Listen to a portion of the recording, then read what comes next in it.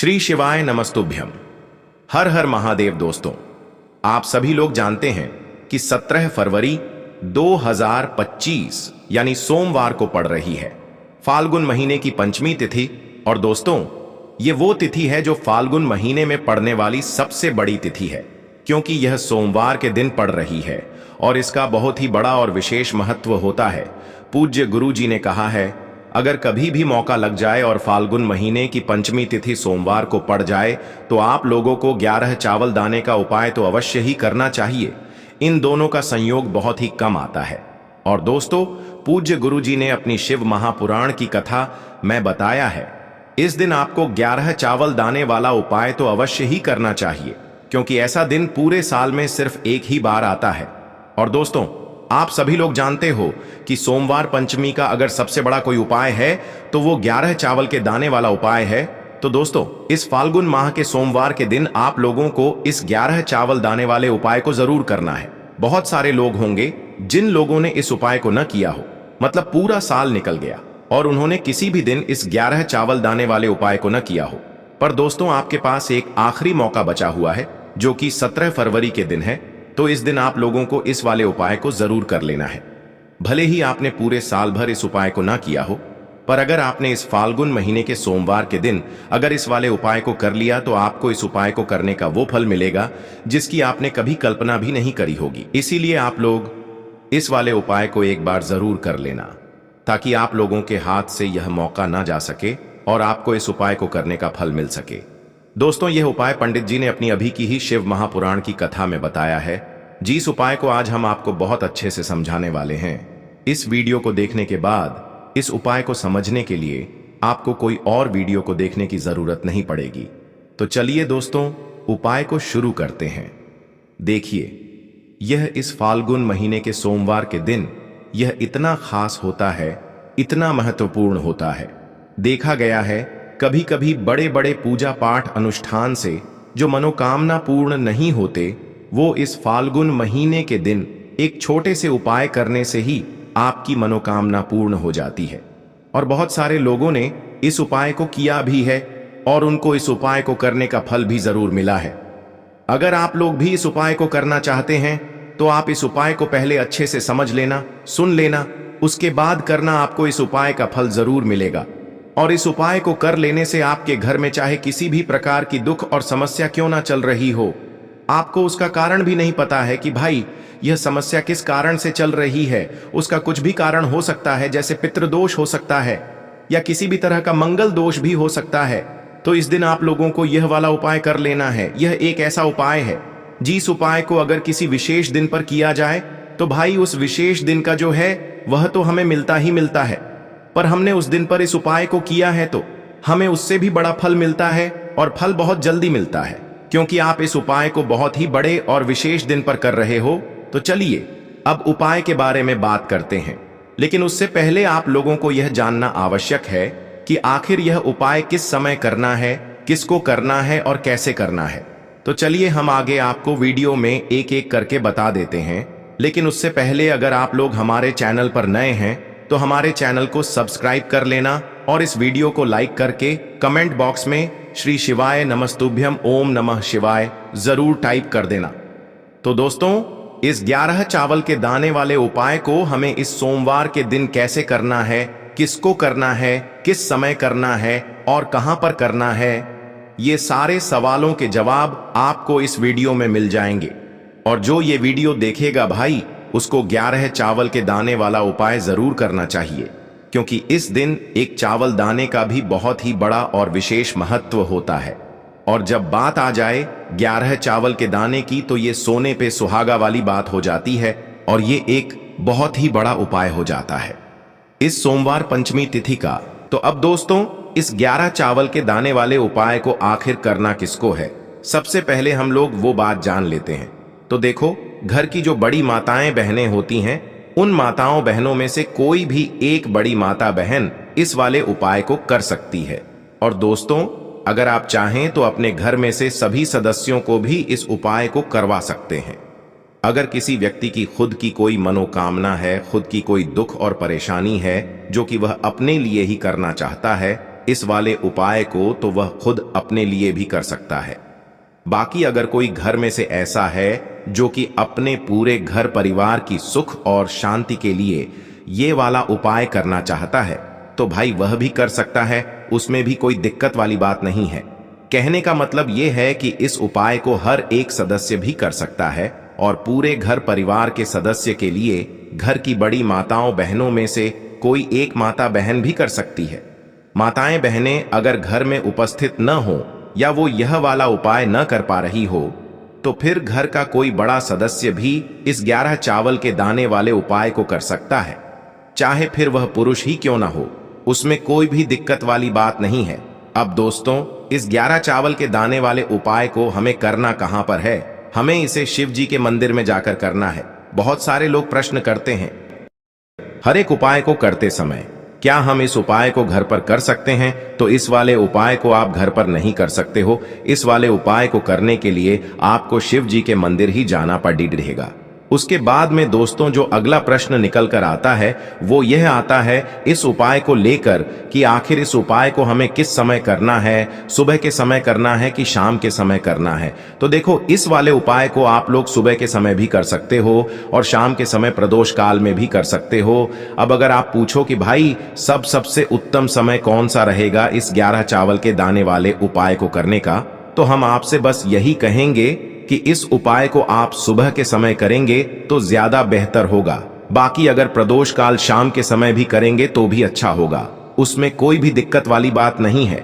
तो अब दोस्तों जो अगली सबसे बड़ी और महत्वपूर्ण बात आती है वो यह आती है कि सुबह अगर हम उपाय को करेंगे तो हमें कितने बजे से लेकर कितने बजे तक के बीच में करना है, और शाम के समय प्रदोष काल में करेंगे तो हमें कितने बजे से लेकर कितने बजे के बीच में करना है। तो देखो, सुबह जितनी जल्दी हो सके आप उपाय को करने की कोशिश करना।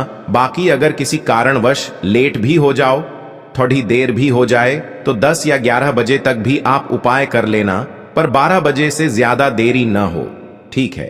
इस बात का ध्यान रखना। उसके बाद में दोस्तों अगर शाम के समय प्रदोष काल की बात करें, प्रदोष काल का जो समय होता है वो शाम के 6 बजे से शुरू हो जाता है।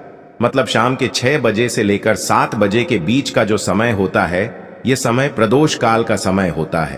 पर अभी जो मौसम चल रहा है इस मौसम में जो है शाम बहुत देरी से होती है, तो आप इस उपाय को 7 या 8 बजे के बीच में भी कर सकते हो। मतलब शाम के 6 बजे से रात 8 बजे के बीच में आप कभी भी इस वाले उपाय को कर सकते हो, उसमें कोई भी दिक्कत वाली बात नहीं है। अब दोस्तों यहां पर इस उपाय को लेकर एक और सबसे बड़ी बात यह निकल कर आती है कि इस 11 चावल के दानों को हमें लेना कहां से होता है, और हमें इस उपाय को करने के साथ में क्या और कुछ भी सामग्री ऐसी होती है जो शिव जी के मंदिर लेकर जानी पड़ती है। तो देखो यहां पर हम आपको बता दें, सबसे पहले आप लोग ये जान लो कि यह जो 11 चावल के दाने वाला उपाय है, सिर्फ और सिर्फ आप उपाय की सामग्री लेकर कभी भी शिव जी के मंदिर मत जाना, क्योंकि हमें भगवान के सामने यह नहीं दर्शाना है कि अगर हम भगवान शिव जी के मंदिर आए हैं तो अपने फायदे के लिए आए हैं। तो इसलिए जो भी पूजन सामग्री है उपाय सामग्री है, 11 चावल के दाने, इसके साथ में आपको पूजन सामग्री भी जरूर लेकर जाना है। देखो अगर सुबह के समय उपाय कर रहे हो तो सीधी सी बात है, 1 लोटा जल तो आप लेकर जाओगे ही जाओगे। वही 1 लोटा जल अगर मिट्टी का जल हो तो बहुत अच्छा रहेगा।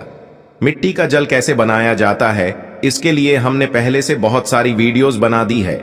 आपके पास इस दिन एक आखिरी मौका रहेगा मिट्टी का जल शिव जी पर चढ़ाने का और उपाय को करने का। बहुत बड़ा आपको इस दिन फल मिलेगा, तो इसलिए इस दिन हो सके तो भाई मिट्टी का जल चढ़ाना, तो अपने साथ में कम से कम 1 लोटा जल तो आपको लेकर जाना ही जाना है। अगर मिट्टी का जल नहीं है तो घर का जल भी आप इस्तेमाल कर सकते हो।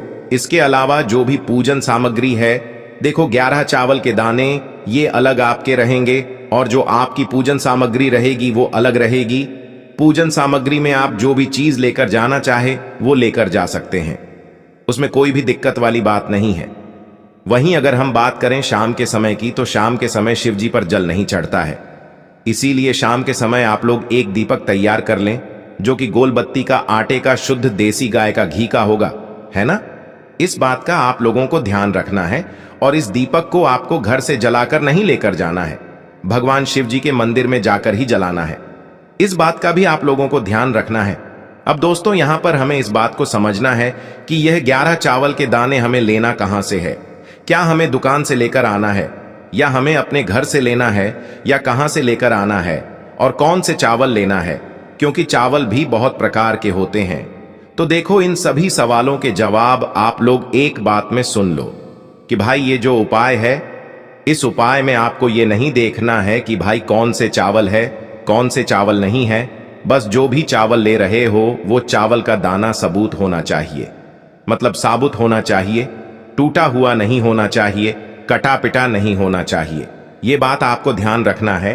बाकी आपका चावल बासमती हो या सादा चावल हो या कोई सा भी चावल हो, उसमें कोई भी दिक्कत वाली बात नहीं है। तो सीधी सी बात है कि आपके घर के रसोई घर में जहां पर आप भोजन बनाते हो, वहां पर जो भी चावल आपके उपस्थित हो, उन चावलों में से अपनी एक कटोरी भर लेना या एक मुट्ठी चावल अलग से निकाल कर रख लेना, क्योंकि हम 11 चावल ही यहाँ पर इस उपाय में लेने वाले हैं। तो हमें यह चावल के दाने गिनकर निकालने पड़ेंगे। इस बात का आप लोगों को ध्यान रखना है। तो अपने उस चावल की कटोरी में से या चावल में से 11 ऐसे चावल के दाने आप लोग निकाल लो जो कि टूटे हुए ना हो, कटे पिटे ना हो, जिनमें कोई दाग ना लगा हुआ हो, है ना। अच्छे साबुत चावल के दाने 11 दाने आप लोग निकाल कर रख लो और इन्हें किसी भी एक कागज की पुड़िया में या किसी एक छोटी सी कटोरी में आप लोग रख लो, ताकि यह सुरक्षित रहे। आपके एक भी चावल का दाना इधर उधर ना हो और आपका उपाय भी पूरा अच्छे से हो जाए। तो भाई जैसे ही आपका उपाय की जो सामग्री है, 11 चावल के दाने ये तैयार हो जाते हैं, उसके बाद मैं आपको जो भी अपनी पूजन सामग्री है, सुबह के समय कर रहे हो तो एक लोटा जल या पूजन सामग्री जो लेकर जाना चाहो उसकी भी तैयारी कर लेना। और शाम के समय जा रहे हो तो भाई अपना जो दीपक है उसे तैयार कर लेना, ठीक है। और उपाय को करते समय शुद्धता का विशेष रूप से ध्यान रखना, ठीक है। सुबह सुबह स्नान करने के बाद ही उपाय को करने की आप लोग तैयारी करना। उसके बाद अगर शाम के समय की बात करें तो शाम के समय आपको स्नान करने की जरूरत नहीं है, पर शुद्धता का ध्यान रखना है। आपको स्नान तो नहीं करेंगे, आप हाथ मुंह धोकर भी इस वाले उपाय को शाम के समय प्रदोष काल में कर सकते हैं। इसमें कोई दिक्कत वाली बात नहीं है। तो आप अपने उपाय की पूरी सामग्री तैयार करके आपके पास ही में जो आपका शिव मंदिर हो वहां पर पहुंच जाइए। सबसे पहले शिव मंदिर में जाकर आप लोगों को उपाय नहीं करना है, पहले भगवान के दर्शन करना है, भगवान से आशीर्वाद प्राप्त करना है। फिर शिव जी की शिवलिंग के पास में आना है। शिवलिंग के पास में आने के बाद आप जो पूजन सामग्री लेकर आए हुए हैं, जैसे कि सुबह गए हुए होंगे तो एक लोटा जल और जो भी पूजन सामग्री लेकर आए हैं, आप उनसे भगवान शिव जी की पूजन कीजिए। सबसे पहले तो एक लोटा जल ही चढ़ेगा, उसके बाद में आपकी पूजन सामग्री चढ़ेगी। उसके बाद में अगर दोस्तों शाम के समय अगर आप इस उपाय को कर रहे हो तो अपने साथ में कम से कम एक जो दीपक है गोल बाती का जो आप अपने साथ में लेकर गए हो, उस दीपक को मंदिर में जाकर अपनी माचिस से जलाना है और उस दीपक को शिवलिंग के पास में रखना है, ठीक है। इस दीपक को रखने के बाद ही आप लोगों को अपना ये वाला उपाय शुरू करना है। और दीपक को ज्यादा पास में मत रखना, वैसे भी गर्मी पड़ रही है, भगवान शिव जी को आंच नहीं लगनी चाहिए, है ना। तो भाई जैसे ही आपकी पूजा अर्चना हो जाती है, आप भगवान शिव जी को प्रसन्न कर लेते हैं। उसके बाद में शिवलिंग के पास ही में आप कहीं पर बैठ जाइए, सामने या आसपास जिस जगह पर आपको बैठना हो वहां पर बैठ जाइए और अपने वह 11 चावल के दाने अपने सामने निकाल कर रख लीजिए, क्योंकि अब यहाँ पर उपाय को यहाँ पर करने की आपको तैयारी करना है। और इस तरीके से जब आप उपाय करेंगे, पूजन सामग्री करने के बाद, पूजन अर्चना करने के बाद, तो आपको उपाय का फल बहुत जल्दी और बहुत बढ़ा होकर मिलेगा। तो अपने 11 चावल के दाने अपने सामने निकाल कर रख लेना। और यह जो उपाय है यह आपकी सीधे हाथ की हथेली से होगा, इसलिए इस बात का भी विशेष रूप से ध्यान रखना है। तो सीधे हाथ की हथेली का प्रयोग करके ही आप लोग अपना इस वाले उपाय को करना। अपने सामने जो भी आपकी कागज की पुड्डियां है उसको खोल कर रख लो, या कटोरी है तो भाई उसे अपने सामने रख लो और अपने वह 11 चावल के दाने निकाल लो, ठीक है। उसके बाद में दोस्तों अब आपको क्या करना है कि शिवलिंग आपके सामने होगी, तो आपने वह 11 चावल के दाने एक एक करके आपको शिव जी के शिवलिंग के ऊपर चढ़ाना है। कहां पर चढ़ाना है? शिवलिंग के ऊपर चढ़ाना है और कहीं पर भी नहीं चढ़ाना है। आपको अपने हथेली से तो शिवलिंग के ऊपर चढ़ना है, भले ही फिर वो अपने आप जलाधारी पर गिर जाए या मतलब वहीं पर गिर जाए, उसमें कोई दिक्कत वाली बात नहीं है, पर आप चढ़ाओ शिवलिंग के ऊपर ही। तो आपको क्या करना है? अपना पहला चावल का दाना उठाना है, श्री शिवाय नमस्तुभ्यम बोलना है और शिवलिंग पर चढ़ा देना है। इसी तरीके से दूसरा चावल का दाना उठा है, शिवलिंग पर चढ़ाना है और मंत्र बोल देना है। और फिर तीसरा चावल का दाना उठाना है, श्री शिवाय नमस्तुभ्यम बोलना है और चढ़ा देना है। इसी प्रकार से आपको पूरे 11 चावल के दाने एक एक करके शिव जी के शिवलिंग के ऊपर चढ़ाना है और भगवान से प्रार्थना करते जाना है।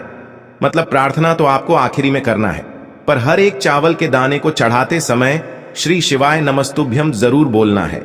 उसके बाद ही में यह चावल का दाना शिवलिंग के ऊपर आपको चढ़ाना है। जैसे ही आपके 11 चावल के दाने शिवलिंग के ऊपर चढ़ जाते हैं, तो भाई उसके बाद में आपको क्या करना है? भगवान से अपनी मनोकामना बोलना है। मनोकामना भी कब बोलना है?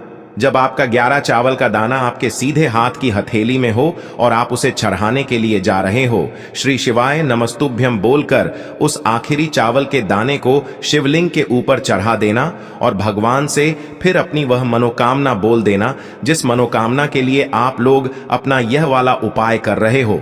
जिस भी दुख और परेशानी के लिए आप लोग अपना यह वाला उपाय कर रहे हो, उसके बाद में जैसे ही आप अपनी मनोकामना बोल देते हो, आपका यह वाला उपाय पूरा हो जाता है। पर दोस्तों, उपाय को करने के बाद आप लोगों को 2 मिनट भगवान शिव जी के मंत्र का जाप जरूर करना है। और मंत्र का जाप करने के बाद भगवान से एक और बार प्रार्थना करना है अपनी मनोकामना के लिए या अपनी जो भी दुख और परेशानी है उसके लिए। इसके बाद में आप लोग भगवान को देखकर भगवान से प्रार्थना करके उनसे आशीर्वाद लेकर वहां से उठ सकते हैं और अपने घर पर जा सकते हैं। बस दोस्तों, यहां पर यह वाला उपाय पूरा हो जाता है। इस तरीके से जो भी व्यक्ति छोटी छोटी चीजों का ध्यान रखते हुए इस 11 चावल के दाने वाले उपाय को करेगा, निश्चित सी बात है उसे उसकी मनोकामना जल्द ही पूर्ण होगी और जो भी दुख और परेशानी है वो भी बहुत ही जल्दी दूर होंगे। और दोस्तों, अगर आपको हमारी ये वीडियो पसंद आई हो तो हमारे इस वीडियो को लाइक और चैनल को सब्सक्राइब जरूर करें। हर हर महादेव, ओम नमः शिवाय।